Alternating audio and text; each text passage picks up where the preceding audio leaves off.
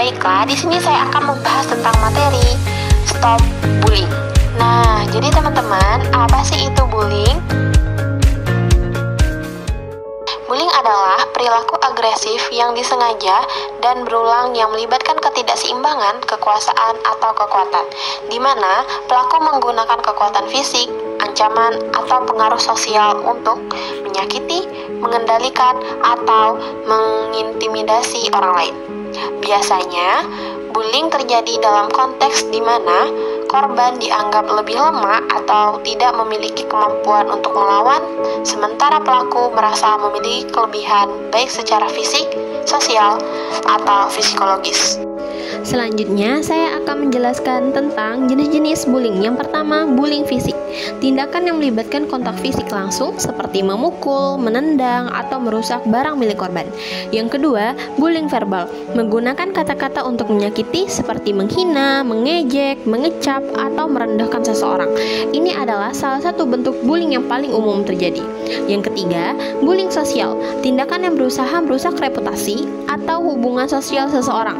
Misalnya, dengan menyebarkan rumor, membuat orang lain mengucilkan korban, atau menghancurkan hubungan persahabatan.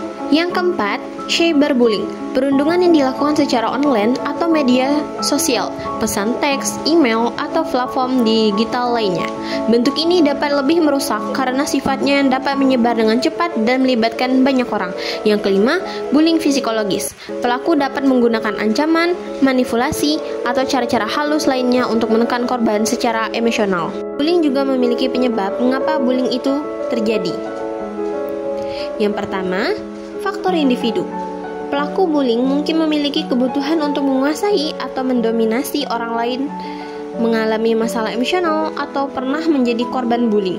Yang kedua, lingkungan keluarga. Kurangnya perhatian dari orang tua, pola asuh yang kasar, atau kehidupan keluarga yang penuh dengan kekerasan bisa menjadi pemicu perilaku bullying. Yang ketiga, pengaruh sosial. Tekanan dari teman sebaya atau budaya yang membenarkan kekerasan dapat meningkatkan perilaku bullying. Yang keempat, media.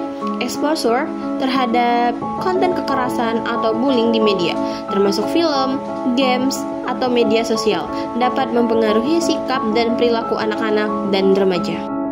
Ada beberapa dampak yang disebabkan dari perilaku bullying, antara lain: 1. Psikologis.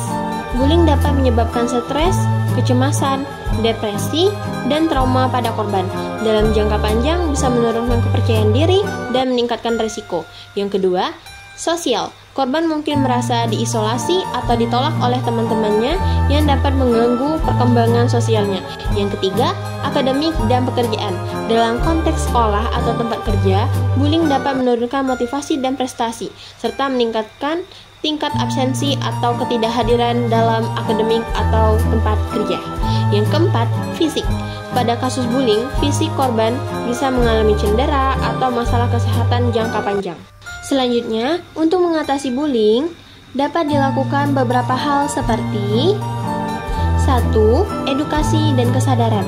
Meningkatkan pemahaman tentang bullying di kalangan anak-anak, remaja, orang tua, dan pendidik melalui kampanye anti-bullying di sekolah dan komunitas. Yang kedua, melaporkan dan mendukung korban. Mendorong korban atau sanksi bullying untuk melaporkan kejadian tersebut kepada otoritas sekolah atau pihak berwenang. Korban juga harus diberi dukungan emosional dan bimbingan. Yang ketiga, pendekatan restoratif. Menggunakan mediasi atau dialog untuk membantu pelaku memahami dampak negatif dari tindakannya dan memperbaiki hubungan dengan korban. Yang ketiga, intervensi sekolah. Sekolah harus memiliki kebijakan tegas terhadap bullying dan menyediakan program intervensi yang mendukung lingkungan sekolah yang aman.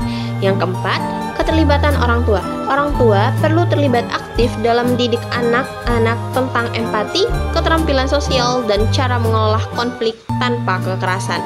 Dengan pemahaman yang tepat, berbagai pihak seperti keluarga, sekolah, dan komunitas dapat bekerja sama untuk mencegah dan mengatasi bullying secara efektif. Nah, teman-teman, dari apa yang sudah saya jelaskan tadi, dapat disimpulkan bahwa bullying merupakan tindakan yang sangat tidak baik untuk dilakukan, karena dapat merugikan diri sendiri dan orang sekitar kita. Maka dari itu, saya harap kita semua dapat menghindari perbuatan bullying dan mengajak kepada orang lain untuk tidak melakukan tindakan bullying. Sekian dari saya, dan terima kasih atas perhatiannya. Wassalamualaikum warahmatullahi wabarakatuh.